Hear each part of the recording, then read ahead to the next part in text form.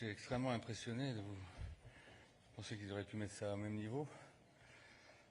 Bien, merci beaucoup. Pardon de ces quelques minutes de retard, mais nous étions dans les derniers entretiens. Merci à chacune et chacun d'entre vous. Je voudrais vous dire quelques mots introductifs à l'occasion de cette réunion des ministres du Commerce international du G7, qui s'est déroulée toute la matinée avec une première discussion informelle hier soir et des réunions bilatérales aussi qui se poursuivent depuis hier entre les différents ministres. Nous avons réuni donc les ministres des 7 pays du G7 et le commissaire européen Maroš Šefčovič dans un contexte international qui est marqué, vous le savez bien, par des tensions qui sont fortes. Et de ce point de vue, cette réunion a matérialisé une réalité qui est simple, qui est essentielle, c'est que le dialogue est absolument indispensable, plus que jamais dans ce mouvement de plaque tectonique du commerce international qui est violent, avec des frottements qui ont beaucoup de conséquences.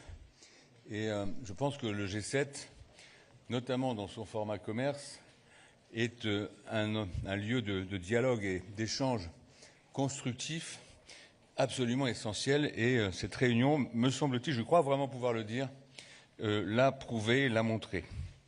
Nous avons, en tout cas, ensemble, parlé, nous nous sommes écoutés, nous avons bâti des solutions ensemble, nous avons fixé des lignes de travail pour le reste de l'année, sous présidence française.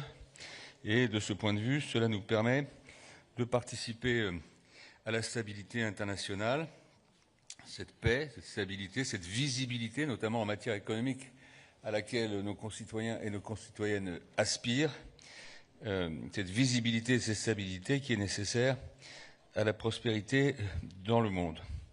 Et de ce point de vue, cette ministérielle a produit des résultats concrets. D'abord, nous avons renforcé notre coopération face au déséquilibre du commerce international, notamment sur le sujet des pratiques non marchandes ou des subventions excessives, sur le sujet des surcapacités industrielles aussi, qui nous a beaucoup occupés. Nous allons mieux les analyser et muscler ensemble nos réponses sur la base d'un constat qui est largement partagé. Deuxièmement, nous avons avancé sur la sécurisation de nos chaînes d'approvisionnement, évidemment en particulier sur la question des minerais critiques ou des terres rares, qui a été certainement l'un des sujets majeurs de cette réunion et des travaux que nous poursuivons, que nous avons anticipés, je tiens à le rappeler d'ailleurs, parce que la réunion d'aujourd'hui, elle a été précédée par de nombreuses réunions techniques et par une première réunion d'ailleurs en visioconférence que j'ai tenue au mois de février. Et évidemment, le travail se poursuit tout au long de l'année. Sous cette présidence française, c'est en tout cas ma volonté absolue que nous poursuivions très concrètement, sur la base de nos discussions d'aujourd'hui, ce travail. Et donc, c'est vrai sur la question des surcapacités, je l'ai dit, c'est vrai aussi et tout particulièrement sur la question de la chaîne d'approvisionnement en minéraux critiques, en terres rares, sachant que ce sera certainement un sujet majeur du sommet d'Évian et que d'ici là, nous allons continuer à avancer sur un certain nombre de pistes de travail que nous avons définies ce matin. Il y a, de ce point de vue, il faut rappeler que les terres rares, les minerais critiques, ce n'est pas simplement une question de transition énergétique, ce n'est pas simplement une question de souveraineté, c'est aussi très concrètement une question industrielle, question de développement de nos économies, parce que derrière, ce sont des batteries, ce sont des composants de téléphone, ce sont des automobiles, ce sont des équipements dans nos hôpitaux, des machines dans nos usines, et j'en passe. Enfin, nous avons intensifié notre coopération sur un sujet très concret pour nos concitoyens, qui est la question des petits colis et du développement du e-commerce avec ses conséquences. Et nous l'avons vécu très directement ici en France à l'occasion, à l'automne dernier, de ce qu'on peut appeler l'affaire, ou je sais pas, le dossier en tout cas, Shein. Nous avons intensifié notre coopération dans ce domaine, mis en place un certain nombre, il y a eu tout un travail sur ce qu'on appelle les bonnes pratiques ou les pratiques comparées entre les différents pays. J'ai donné lieu à un premier document sur lequel nous allons continuer à travailler. Ça a été acté, là aussi, pour pouvoir partager ensemble des mesures similaires et des stratégies communes sur la gestion, tant sur le plan douanier que sur le plan des conséquences financières en termes de gestion, par exemple, des petits colis. Tous les pays sont confrontés au même problème. Et nous avons, sur ces questions, là aussi, bien avancé. Enfin, nous avons réaffirmé notre engagement en faveur d'un système commercial multilatéral plus efficace, en réaffirmant, là aussi, la nécessité d'une réforme de l'Organisation mondiale du commerce. C'était le sujet principal de notre déjeuner de travail. Et ceci avec, là aussi, la volonté, encore une fois, partagée par tous les membres du G7 Commerce, d'échanger, d'échanger non seulement les bonnes informations, mais aussi les idées, de façon à peu construire une proposition issue du G7 qui nous permette d'aller beaucoup plus loin dans la stabilisation du multilatéralisme, la réforme de l'Organisation mondiale du commerce qui est nécessaire à cette stabilisation, qui est nécessaire à un fonctionnement plus équitable, plus transparent et plus constructif du système commercial international. Alors que nous savons tous, c'est le constat que nous avons fait en commun, que pour l'instant, la réforme jugée par beaucoup nécessaire de l'OMC est un peu bloquée, que la situation n'est pas tout à fait satisfaisante. En tout cas, c'était l'impression générale qui était retirée de la conférence ministérielle 14 qui s'est tenue à Yaoundé il y a un mois et demi. Voilà, je veux juste vous dire que tous ces résultats traduisent une volonté commune qui est de construire un commerce plus équilibré, plus résilient, plus prévisible, plus solide, parce qu'il est prévisible. Et je le dis souvent, pour arriver à ça, il faut que nous construisions ensemble des règles claires, avec des engagements qui soient respectés sur une base de concurrence loyale. Et c'est cette exigence que partagent les membres du G7. Et franchement, s'il y avait au fond une leçon philosophique à retirer de cette réunion d'aujourd'hui, ce serait d'abord et avant tout celle-là. Il y a vraiment des échanges très francs, très solides, très tournés vers l'avenir de l'ensemble des représentants de tous ces grands pays ou régions du monde que représente le G7. Et en particulier, je veux dire que les relations transatlantiques entre l'Europe et les États-Unis sont essentielles. Elles doivent continuer de ce point de vue à se construire sur la confiance, sur la prévisibilité, sur le respect mutuel, sur l'écoute des uns et des autres. Et évidemment, ça ne laisse pas de place aux décisions unilatérales ou aux menaces qui créent de l'incertitude, qui remettent en cause des équilibres patiemment construits. Ça n'est pas possible. Donc, je tire, moi, la leçon du fonctionnement et du dialogue que nous avons eu ce matin dans le cadre du G7 et hier soir. Je tire la leçon inverse. Je pense que cela peut très bien fonctionner. La preuve, le G7. Nous avons un dialogue qui est nourri, solide et constructif. Et je veux aussi souligner un autre point important. La période actuelle appelle à une responsabilité collective, à l'apaisement. Encore une fois, nous sommes convaincus que les grands équilibres économiques mondiaux ne pourront pas être préservés s'il n'y a pas du dialogue permanent avec l'ensemble des grandes économies, y compris avec la Chine, je tiens à le dire. Et cela suppose de pouvoir aborder nos différents éventuels de manière lucide et franche. Encore une fois, transparente. Encore une fois, avec la volonté de construire derrière, de donner de la visibilité, de la stabilité, puisque c'est cela qui fait vivre nos économies et qui permet le développement de nos entreprises et donc de l'emploi. C'est ce que j'ai pu dire hier aussi à l'occasion de la rencontre avec les syndicats qui s'appelle le L7, le L7 et qui se tenait aussi à Paris. Tout ça est lié. Et donc le travail que nous avons pu faire sur la base je tiens à le dire d'ailleurs, d'un travail préparatoire de nos Sherpas, ce qu'on appelle les Sherpas, les équipes techniques qui ont préparé depuis le début de l'année sous la présidence française et la direction de nos équipes françaises et qui vont continuer à le faire tout au long de l'année et jusqu'au bout de l'année, jusqu'au 31 décembre, je tiens à le préciser pour ceux qui ne l'auraient pas compris, j'y veillerai. Eh bien, tout ce travail-là, il a été extrêmement solide et il a permis d'avoir ce matin et déjà dès hier soir une conversation sur tous ces grands sujets, très franche, encore une fois, très approfondie. Je dis pas ça parce que je suis en train de faire le bilan d'une réunion et que je dis ça pour vous faire plaisir, pour me faire plaisir. Non, je pense vraiment que je vous le dis avec beaucoup de certitude et de sincérité.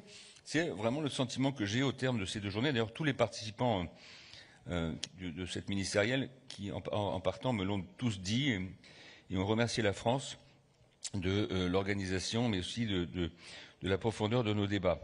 Nous traversons aujourd'hui, le commerce international traverse aujourd'hui une phase de recomposition profonde. J'ai parlé de plaques tectoniques, c'est un peu ça aussi. Et donc il faut que nous puissions, nous, G7, dans ce contexte, jouer un rôle utile, celui d'un espace de discussion, de coordination, de responsabilité entre partenaires qui partagent une volonté commune, celle de préserver un système d'échange ouvert, stable, prévisible, je répète ces termes pour la 3e ou 4e fois, mais vous avez bien compris que la communication, c'est de la répétition, vous le savez mieux que moi d'ailleurs. En tout cas, je tenais à vous le dire. Ces travaux du G7 se poursuivront donc dans les prochaines semaines et jusqu'à la fin de l'année. Ils ont en tout cas vocation à court terme à nourrir le sommet d'Évian qui se tiendra dans un mois avec les chefs d'État et de gouvernement. Voilà pour les remarques préliminaires que je pouvais faire. Je pense que je n'ai rien oublié. Bon, je pense que je vous ai à peu près résumé l'esprit. Encore une fois, c'était une très très bonne réunion. Et je pense qu'elle fera l'objet d'ailleurs d'un communiqué qui a été adopté par tout le monde après un travail commun que vous aurez dans les secondes qui viennent, je pense. Ça doit être en train d'être préparé. Et qui résume l'ensemble des statements, des positions qui ont été prises par les ministres du commerce international du G7. Merci de votre attention. Je peux répondre à quelques questions s'il y en a.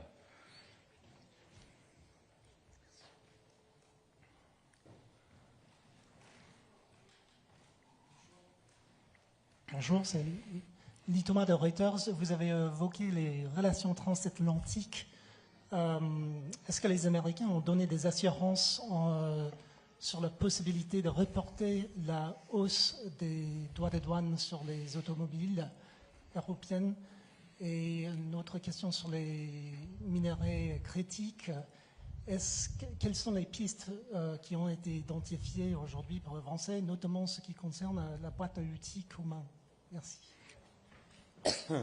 Alors, sur les annonces américaines la semaine dernière, il s'agit de déclarations qui, pour l'instant, ne sont pas confirmées ni mises en œuvre très concrètement. J'y vois plus, moi, une forme d'appel à continuer à avancer, si je peux me permettre. Parce qu'il faut bien voir que parallèlement, nous avons d'autres éléments qui peuvent intervenir sur le plan géopolitique, mais en tout cas en termes économiques et commerciaux, nous avons un processus qui est en cours au sein des institutions européennes sur la mise en œuvre des accords de Thornbury qui ont été, passés entre l'Union européenne et les États-Unis en juillet dernier, confirmés en août, et qui maintenant sont dans ce que je dirais le processus normal, en tout cas côté européen, de nos institutions, avec un trilogue qui est en cours, puisque la Commission et le Conseil, la Commission a préparé le travail, le Conseil s'est prononcé, ensuite le Parlement, et nous avons maintenant, c'est la procédure habituelle pour tout texte législatif européen, ce qu'on appelle le trilogue, il est en cours, et j'ai tenu à le dire, y compris parce que ça relève plus de la relation bilatérale avec Jamieson Gray, qui était le secrétaire au Trésor au commerce américain. Je pense d'ailleurs qu'il l'a bien entendu. On est dans un processus normal, c'est toujours un peu long l'Europe. Vous savez, le président de la République, Emmanuel Macron, il dit souvent oui, c'est vrai, l'Europe est lente. Il rajoute, mais elle est stable, it's reliable. On peut lui faire confiance et elle est stable, et elle est lisible, elle est transparente. Donc c'est ce qui est en train de se passer. Donc on l'a évoqué plutôt de façon bilatérale et les choses ont été extrêmement claires, y compris en discutant avec le commissaire européen Maroš Šefčovič. Donc voilà, ce qui compte maintenant, c'est que d'ici l'été, on est abouti sur le processus de mise en œuvre de Thornbury des deux côtés. Parce que je n'oublie pas qu'il y a aussi la mise en œuvre des engagements pris par les Américains dans le cadre de ces accords, et notamment, puisqu'on est en France, je rappelle qu'il y avait été quand même clairement évoqué la possibilité, une fois que tout le processus était terminé, d'ouvrir des exemptions supplémentaires sur les droits posés sur certains produits européens, et on est particulièrement demandeur, ça a été quand même plus souvent évoqué, moi je ne loupe pas une occasion de le faire, sur les vins et spiritueux, en particulier les vins et spiritueux français, mais je sais que ma collègue italienne dirait la même chose que moi, par exemple. Donc voilà, on est sur un processus normal. Il y a eu des clarifications peut-être qui étaient nécessaires pour bien rassurer nos partenaires. Elles ont été faites. Sur la question des terres rares et des minerais critiques, il y a tout un processus qui est en cours, qui est déjà engagé depuis un moment. Vous savez que la France a en particulier beaucoup nourri, je ne l'ai pas dit tout à l'heure, mais le travail du G7 cette année autour de ces questions, sur la base du travail qui est conduit par notre délégué interministériel, Benjamin Galzo, qui est chargé des minerais critiques, qui a énormément de contacts et a fourni un énorme travail avec les équipes du G7 pour notamment fournir un certain nombre d'éléments qui servent à la base de la réflexion de nos partenaires comme de la France. Pardon.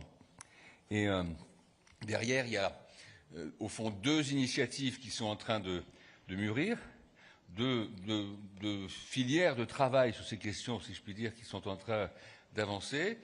Celle du G7, sur la base de ce que je viens de vous dire, qui est bien avancée, c'était un sujet majeur pour nous. Aujourd'hui, on a fait un certain nombre de propositions, je dirais, à la fois en termes d'information commune, de coordination et de réflexion sur les outils futurs. Et puis vous avez l'ATCM, qui est l'initiative conduite par nos amis américains, qui sont à la fois en fait au G7 et aussi qui avaient lancé une initiative de leur côté, les deux devant converger, étant très complémentaires. Et encore une fois, j'ai beaucoup insisté là-dessus parce que je crois que c'est très important, j'avais déjà dit en février, mais on ne doit surtout pas, évidemment, opposer ces deux initiatives. Elles sont et complémentaires et nécessaires l'une à l'autre. Et nous avons, encore une fois, exprimé clairement ce matin la volonté de tous les pays du G7 de travailler sur ces deux jambes pour aboutir à une boîte à outils commune. Donc comme les propositions américaines n'ont pas encore été faites, je ne veux pas m'avancer, mais je vous dis où on en est là, et d'ici un mois et demi, je pense que nous aurons beaucoup avancé sur ces questions. En tout cas, ce qui est clair, c'est un peu le sens de la proposition qui avait été faite et qui est refaite au niveau européen, l'idée de créer des clubs de confiance.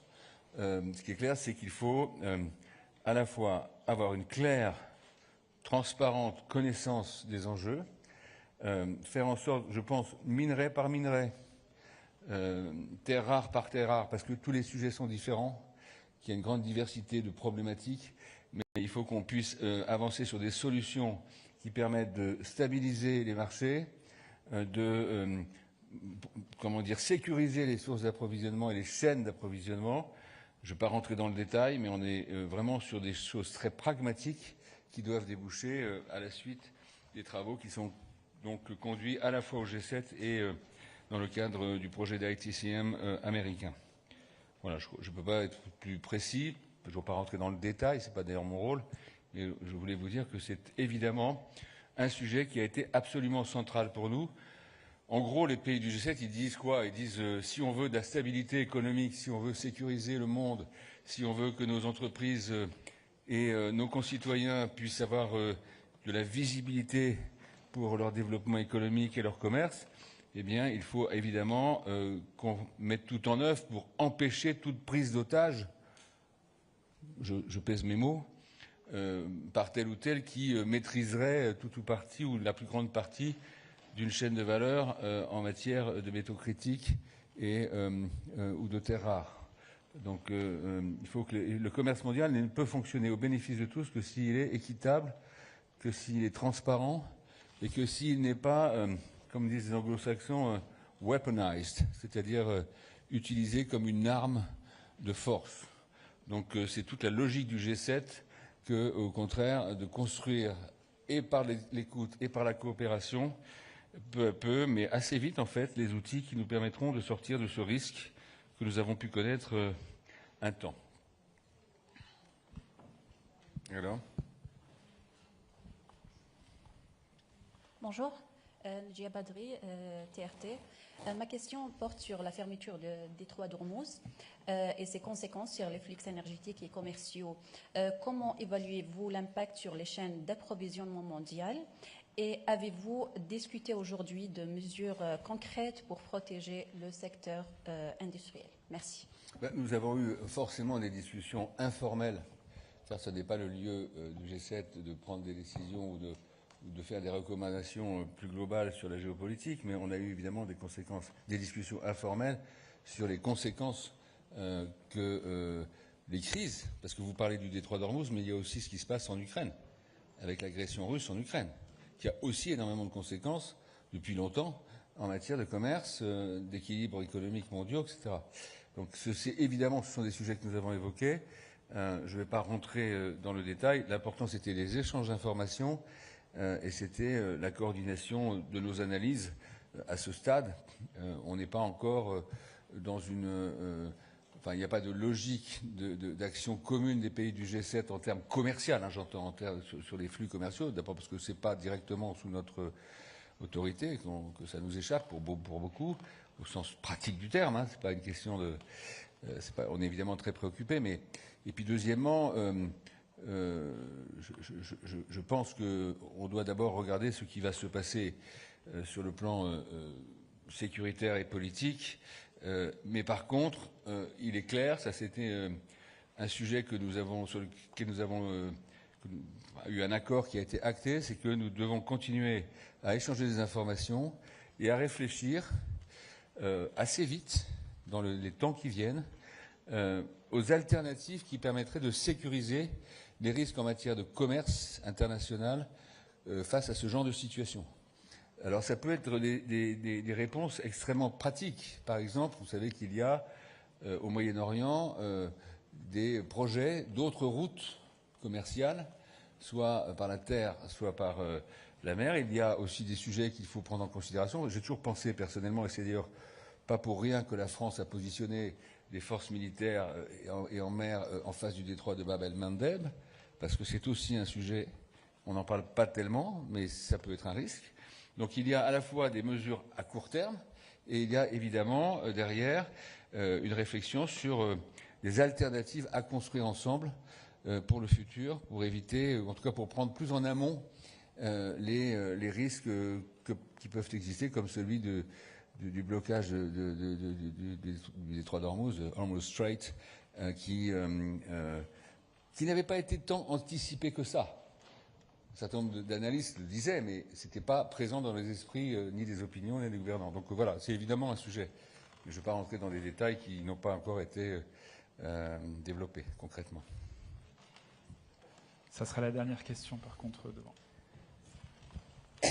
Merci beaucoup, George Lali de Politico. Sur les minéraux critiques, je me demandais, vous avez évoqué les deux initiatives, celle du G7 et celle des États-Unis, et leur façon de converger potentielle. Je me demandais, est-ce que vous avez réfléchi à un format permanent, un format nouveau, dans le cadre duquel continuer à parler de cette question?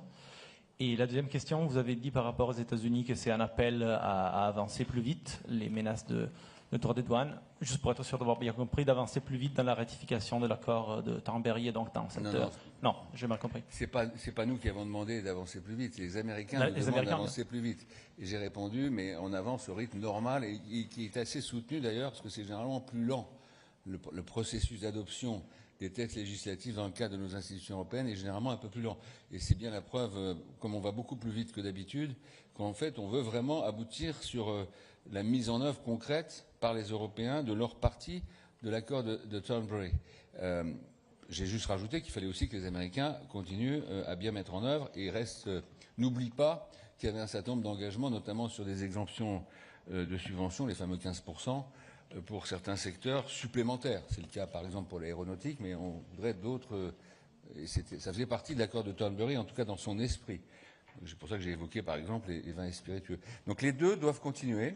Les Américains ne doivent pas oublier les engagements moraux qui avaient pu être pris. Nous devons faire en sorte que le processus d'adoption européen soit aussi rapide que possible.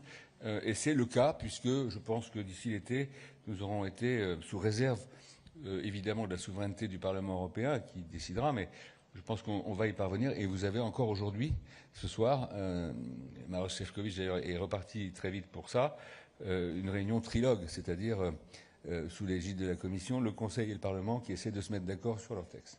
Voilà, j'ai jamais dit que ça. Sur les minerais critiques, juste un mot pour dire, je ne l'ai pas évoqué, mais que l'idée, c'est pas de créer une institution de plus, mais c'est d'avoir une sorte de task force qui nous permettent de façon très légère, dans le cadre du G7, c'est-à-dire sous l'égide directe des ministres, de bien coordonner notre travail commun sur ces questions-là, d'avancer aussi vite que possible, d'avoir une parfaite coordination. Il ne s'agit pas de créer une institution supplémentaire, surtout pas, mais il s'agit simplement de faire en sorte que notre task force G7 minerais critiques, si je puis dire, soit parfaitement opérationnelle pour qu'on avance très vite. Il paraît que j'ai plus le droit de parler, donc il n'y a plus de questions. J'ai été bavard, donc tout va bien. Merci beaucoup et bonne fin de journée.